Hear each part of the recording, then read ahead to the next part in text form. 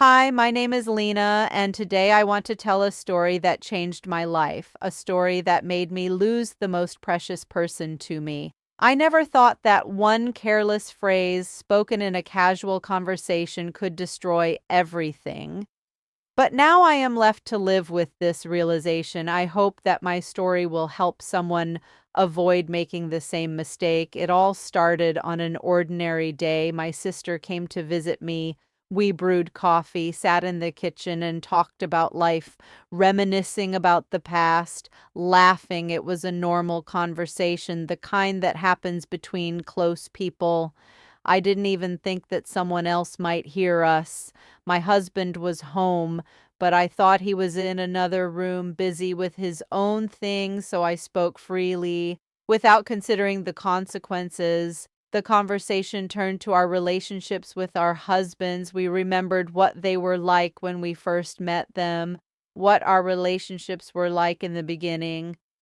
I said that my husband used to be so spontaneous, so cheerful, always smiling, full of hopes and plans. He was the kind of guy who could suddenly take me to watch the stars in the middle of the night. He was the one who always came up with something unusual, surprising me. But over time, he changed, became more serious, more withdrawn. He started worrying about work, household issues, bills, loans, problems. He became different. And then I said that very phrase. I said that if we had met now, I probably wouldn't have dated him. I even chuckled, saying that he was a completely different person back then. It was just an observation, just thoughts spoken out loud. I didn't mean anything bad by it. I wasn't trying to compare or belittle him. But those words turned out to be the last ones he heard from me that day. I didn't know he was standing behind the door and heard everything. I didn't even notice when the living room door opened and he walked in. His face was blank, but his eyes showed pain. He didn't say a word, just looked at me, turned around, and left. At first, I didn't understand what had happened. My sister stared at me in shock. The kitchen fell silent, and then I heard the front door slam and the sound of his footsteps quickly fading down the stairs.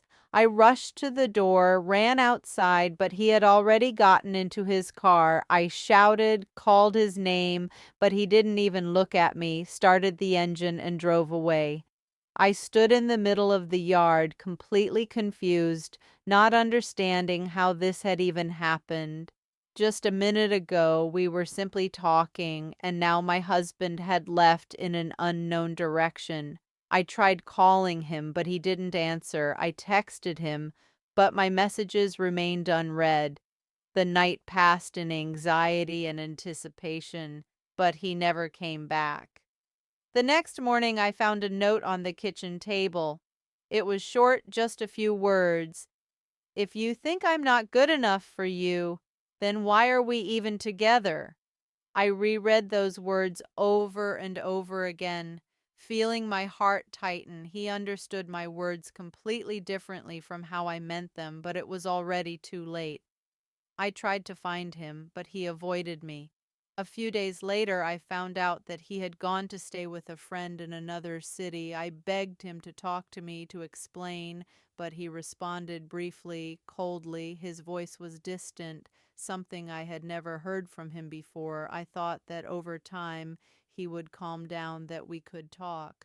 But a week later, he sent me a message saying that he no longer wanted to be where he wasn't appreciated, that he was tired of feeling like he wasn't good enough.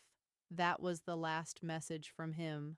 I couldn't believe that just one phrase had destroyed so many years of our relationship. I never thought that words could cause so much pain. Now I live with this realization. Every day I replay that conversation in my head, and every morning I wake up with the thought that if I could turn back time, I would never have said those words. But time cannot be reversed, and the person who loved me more than anything is gone from my life forever. It was an ordinary evening when my husband walked through the door, his face unreadable. I greeted him as usual, but something in his demeanor felt off. I should have noticed it sooner, but I was too caught up in my own world. We had been together for years, through ups and downs, through struggles and triumphs, yet that night, something was different. Dinner was quiet. Too quiet. He barely spoke, barely touched his food. I asked if everything was all right, but he only nodded, forcing a smile. The weight in the air was suffocating, pressing down on both of us, but neither of us dared to address it. Then, after washing the dishes, he sat me down. His hands trembled slightly as he reached for mine. "I need to talk to you," he said, his voice barely above a whisper. My heart pounded. "What is it?" I asked, bracing myself for what was coming. He exhaled deeply, as if gathering the courage to say the words. "I can't do this anymore." A chill ran down my spine. "Do what?" "Us. This marriage. I'm leaving." The world around me stopped. I stared at him, waiting for a punchline, waiting for him to laugh and say it was all a joke. But he didn't. His expression remained solemn, his eyes filled with a sadness I had never seen before. "But why?" I managed to whisper, my voice barely holding together. He hesitated, then sighed. "I've been unhappy for a long time. I tried to ignore it, tried to push it down, but it's eating me up inside. We don't talk like we used to. We don't connect. It feels like we're just coexisting, not living." Tears welled up in my eyes. "Why didn't you say anything? We could have fixed this." He shook his head. "I did. So many times. But nothing changed. And I realized something: I can't keep living in a relationship where I feel invisible, where I feel like a shadow in my own home."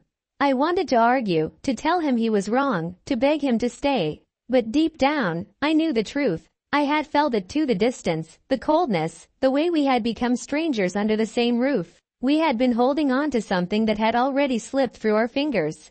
"Where will you go?" I finally asked, my voice trembling. "I don't know yet," he admitted. "But I need to find myself again. I need to figure out who I am without this. Without us."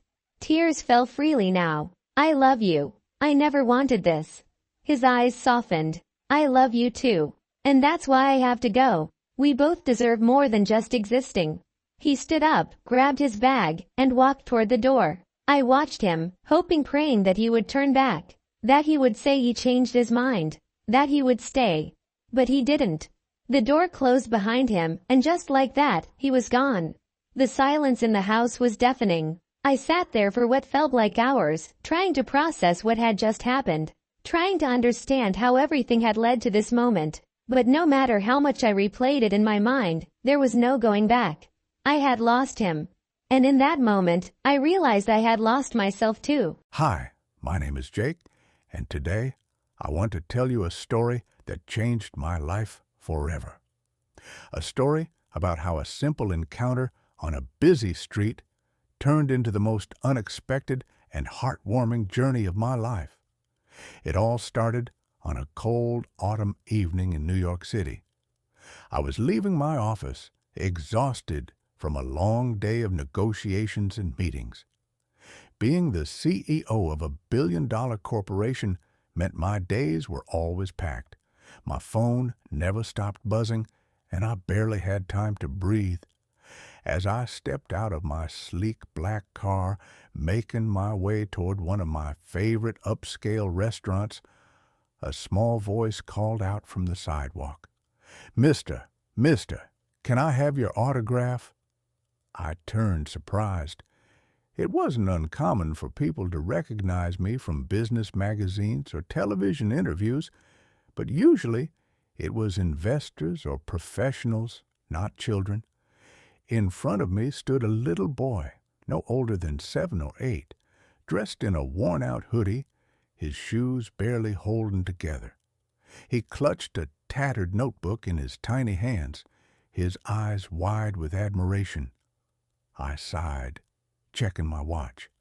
I really didn't have time for this, but something about his hopeful expression made me pause.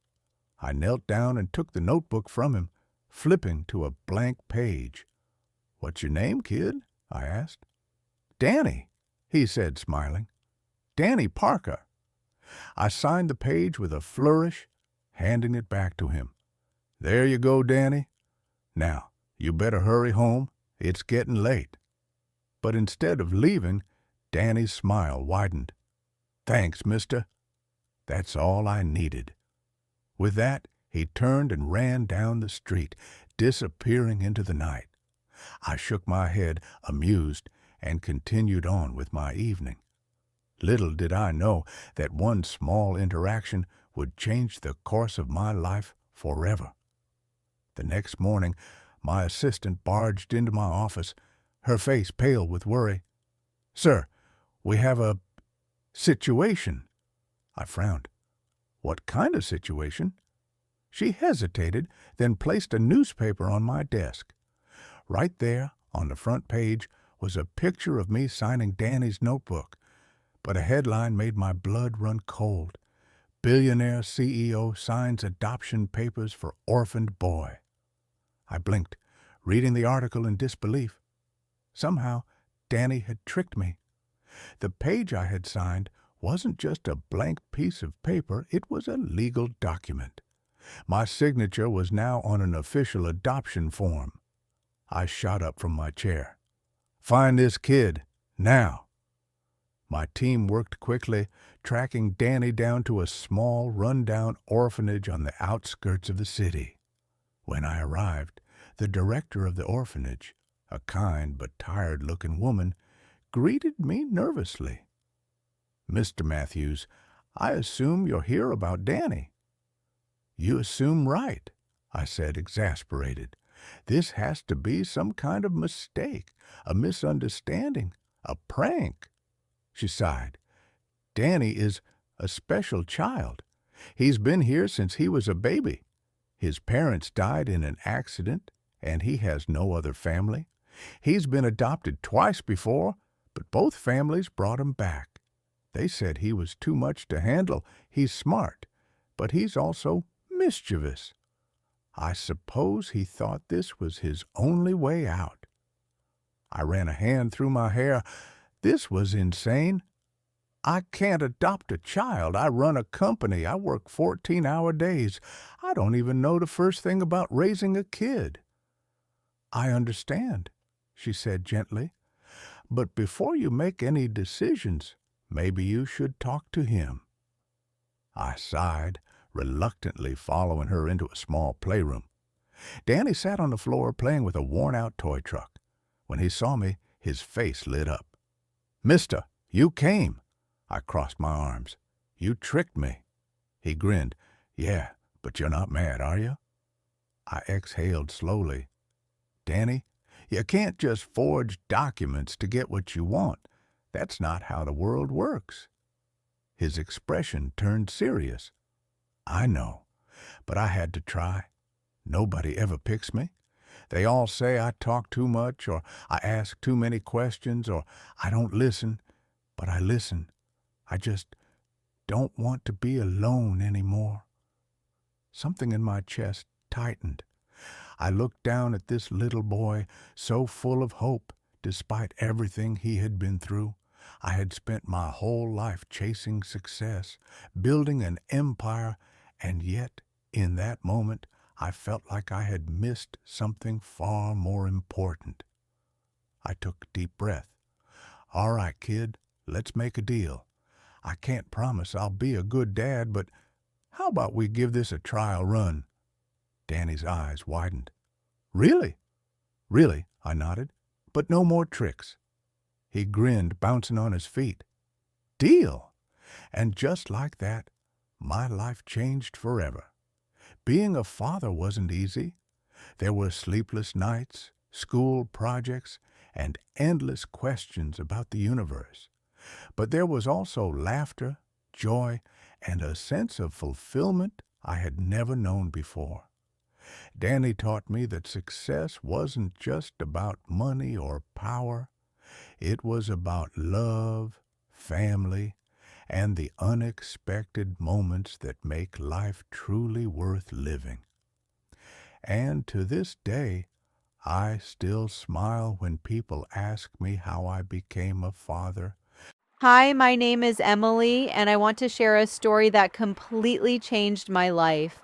A story about how one careless joke destroyed everything I thought was solid, and how I realized that strength comes in different forms.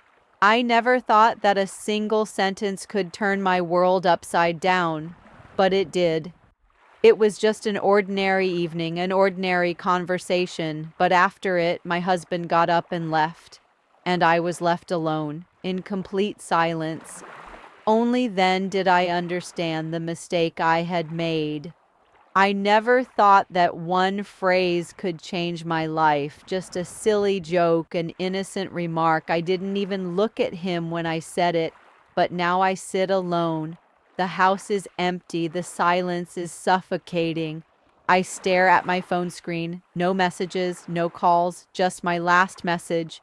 Read but unanswered, and yet, just a day ago, we were happy. We were sitting on the couch, wrapped in a warm blanket. The room was softly lit. Cups of unfinished tea sat on the table. I was scrolling through my phone and accidentally came across a video on the screen.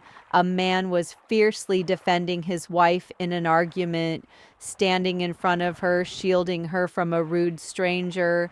The woman behind him looked at him with admiration. I laughed. "You would never do that," I said, my eyes still fixed on the screen. "You're too weak."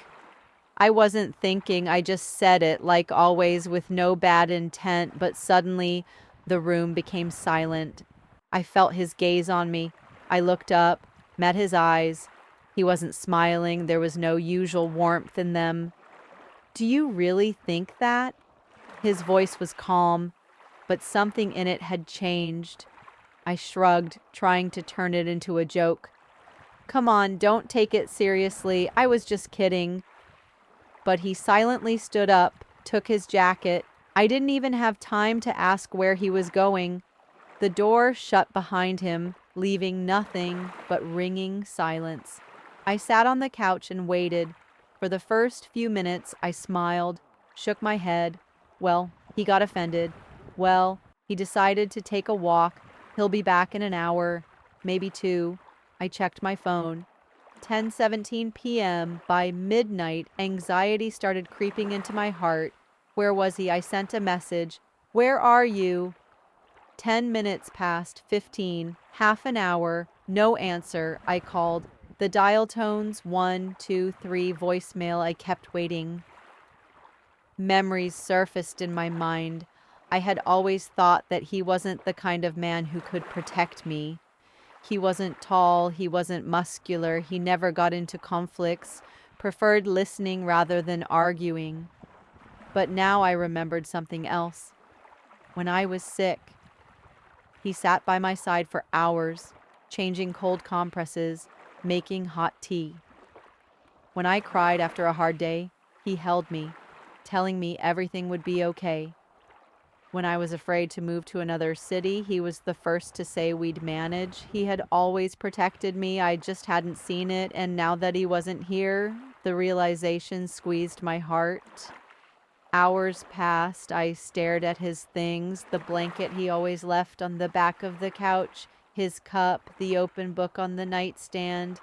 I picked up my phone, typed a new message. "I'm sorry, I didn't mean to hurt you. Please come back." The seconds stretched like eternity. The message was read, but there was no reply. I felt tears running down my cheeks. I was scared. For the first time, I thought that maybe he wouldn't come back. I didn't sleep. Sat in the kitchen, nervously tapping my fingers on the table. I kept wondering where he was, at a hotel, at a friend's, in his car. I called again, voicemail. My heart tightened. I suddenly realized that I had no idea how to bring him back. I was used to him always being the first to make peace, always taking the first step. But what if this time he wouldn't? I looked out the window. People were going about their day. Cars rushed past. His voice echoed in my mind. "Do you really think that?" I really thought he was weak. How wrong I was. His strength was different. In patience, in care, in his ability to forgive, and I had simply never noticed. I picked up my phone, typed one last message. You were right. I didn't appreciate you, but I want to fix that. I waited. A minute passed. 2, and then 3 little dots appeared on the screen. He was typing a reply. That evening, I heard the sound of keys in the lock. The door opened. He stood on the threshold, tired but calm. I looked at him. Not knowing what to say, he took a step forward. I swallowed. You're stronger than I thought, I whispered. He looked into my eyes. Silence, then a slight nod. He forgave me. I felt the weight on my heart lighten, but this lesson I would never forget. I remember the moment my body gave up. A sharp pain shot through my chest and then silence. I hovered above myself, seeing the frantic doctors, the beeping machines, the desperate attempts to bring me back. But I felt no fear. Instead, an indescribable lightness took over. A tunnel opened before me, stretching endlessly into the unknown. Drawn by an unseen force, I drifted forward. At the end of the tunnel was a radiance unlike anything I had ever seen, a golden, all-encompassing glow that seemed to breathe with life itself. I felt warmth, love, and an overwhelming sense of peace. It was as if I had returned home. Voices, soft and melodic, whispered my name. Figures emerged from the light, familiar yet beyond recognition. They were beings of pure energy, exuding kindness and wisdom. One stepped forward, radiating a presence so powerful that I instinctively knew this was God. Not the stern figure from religious texts, but an infinite consciousness filled with love and understanding. You are not alone, the voice resonated within me. You never have been. Memories flooded my mind, not just my own, but of countless souls connected through time. I understood my existence in ways I never could before. Every moment, every choice, every person I had touched or hurt, all of it was part of a greater design. I saw the ripple effect of my actions, the interconnectedness of all things. Then, something shifted. I became weightless, my essence floating through a vast astral plane. Colors danced in ways beyond human comprehension. I saw spirits, energies, fragments of existence beyond the physical world. Some were lost, trapped in their own unresolved lives. Others, luminous and free, moved with purpose and harmony. A guide appeared beside me, not speaking, but conveying knowledge directly into my mind. This is the space between worlds, where souls prepare, heal, and learn before returning. Visions of past lives flooded my consciousness, faces, places, experiences that were mine yet belonged to others before me. I saw how I had been here before and would be here again. The cycle was infinite, but each journey held meaning. But then, a force calling me back. The light began to fade, and the weight of the physical world returned. I resisted at first, longing to stay in that realm of peace and understanding. But I knew my time was not yet over. With a gasp, I awakened. The hospital room swam into view, doctors and nurses rushing around me. My body felt heavy, confined, limited. But my mind, my soul, had changed forever. I had touched something divine, something beyond human words. And though I had returned, I carried with me a truth: death is not the end. It is merely a doorway to something greater, something infinite. And one day, when my journey is truly complete, I will step through it again unafraid.